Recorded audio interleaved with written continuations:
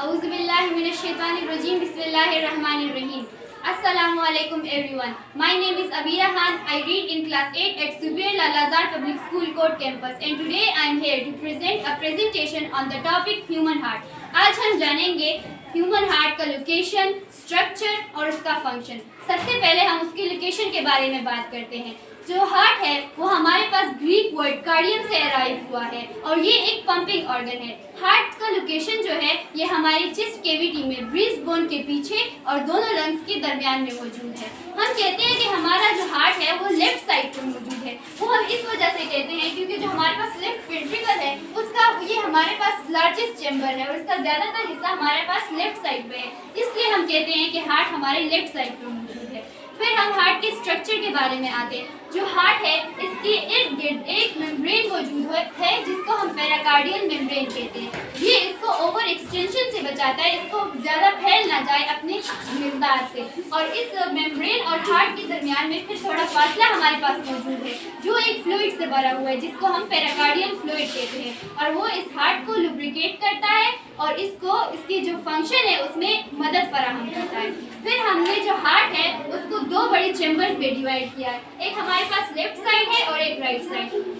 देखें, एक हमारे पास राइट साइड है और एक लेफ्ट साइड और फिर इन दोनों हिस्सों को हमने मजीद दो चैम्बर्स में डिवाइड किया है। तो हमारे पास राइट आर्टरियम और लेफ्ट आर्टरियम, राइट वेंट्रिकल और लेफ्ट वेंट्रिकल। तो हमारे पास दो आर्टरियम है और दो वेंट्रिकल। फिर मैंने आपसे कहा कि हार्ट जो है ये एक पंपिंग ऑर्गन है। तो आज हम जानेंगे कि ये डीऑक्सीजनेटेड ब्लड को कैसे ऑक्सीजनेटेड ब्लड में चेंज करता है और ये कैसे हमारे जो ब्लड है उसको पंप करता है। तो हमारे पास जो पूरे बॉडी ऑर्गन में डीऑक्सीजनेटेड ब्लड होता है वो मेन वेना केवा के जरिए राइट आर्टरियम में जाता है और राइट आर्टरियम इसको एक ट्राइकास्पिड वाल्व के जरिए राइट वेंट्रिकल में पंप कर देता है, भेज देता है। और राइट आर्टरियम जो इसके दरमियान में एक ट्राइकास्पिड वाल्व मौजूद है वो बंद हो जाता है ताकि जो ब्लड हमने डीऑक्सीजनेटेड ब्लड राइट वेंट्रिकल को दिया है वो दोबारा राइट आर्टरियम में ना आ जाए।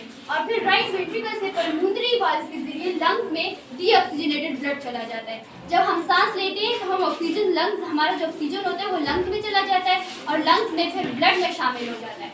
लंग्स से फिर पल्मोनरी वेन से ऑक्सीजनेटेड ब्लड हमारे लेफ्ट आर्टरियम में आता है और लेफ्ट आर्टरियम इसको बाइकास्पिड वाल्व के जरिए लेफ्ट वेंट्रिकल में भेज देता है और फिर लेफ्ट वेंट्रिकल जो है वो मेन आर्टरी अयोटा से पूरे जो बॉडी ऑर्गन्स होता है उसको पहुंचा देता है। तो इस वजह से हम कहते हैं कि ब्लड जो हार्ट है हमारे पास ये एक पंपिंग ऑर्गन है।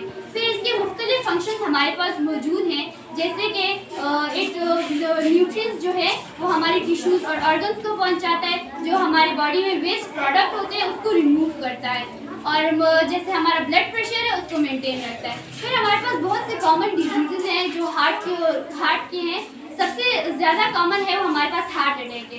इसके मुख्तलिफ वजूहात हैं तो मैं आपको ऐसी टिप्स बताऊंगी जिसके ज़रिए हम इन डिजीज़ की मकदार में कमी ला सकते हैं और अपना जो हेल्थ है उसको मज़ीद स्ट्रॉन्ग कर सकते हैं ताकि हमें ज़्यादा इफेक्ट ना करें। तो नंबर 1, एक्सरसाइज रेगुलरली। अगर हम रोज़ाना एक्सरसाइज करें तो हमारा जिस्म चुस्त रहेगा और हमें ये बीमारियाँ हमसे ज़्यादा असरअंदाज नहीं होंगी। नंबर 2, ईट बैलेंस डाइट। हमें बैलेंस डाइट में फ्रूट्स और वेजिटेबल्स पर ज़्यादा तवज्जो देनी चाहिए और ज़्यादा से ज़्यादा उन अज़्ज़ा जिसमें प्रोटीन मौजूद हो। Number 3, manage stress. हम कहते हैं कि किसी को सदमे की वजह से हार्ट अटैक आ गया या किसी के घर में कोई हादसा पेश आ गया उसको हार्ट अटैक आ गया तो ये भी एक काज है हार्ट अटैक का। तो हमें चाहिए कि हम योगा करें और उसके साथ साथ अगर हम मेडिटेशन करें तो वो भी इसको मेनटेन कर सकता है, इसकी मिकदार में कमी ला सकता है। फिर हमारे पास नंबर 4 है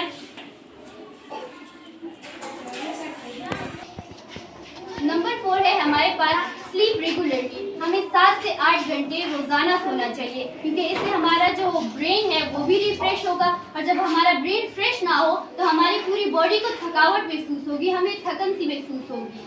और इसके बाद नंबर 5 है डोंट स्मोक। जो ज़्यादातर लोग स्मोकिंग करते हैं ना उनके लंग्स इससे इफेक्टेड होते हैं, उनको लंग्स कैंसर हो जाता है और हार्ट को ये ऐसे इफेक्ट करता है जो हमारे ब्लड वेसल्स होते हैं वो ब्लॉक हो जाते हैं स्मोकिंग की वजह से। तो आप बिल्कुल भी स्मोकिंग ना करें और इन सारी टिप्स को अगर आप फॉलो करें तो इंशाल्लाह आपको ऐसी कोई भी बीमारी पेश नहीं आएगी। Take care of your health. Thank you so much.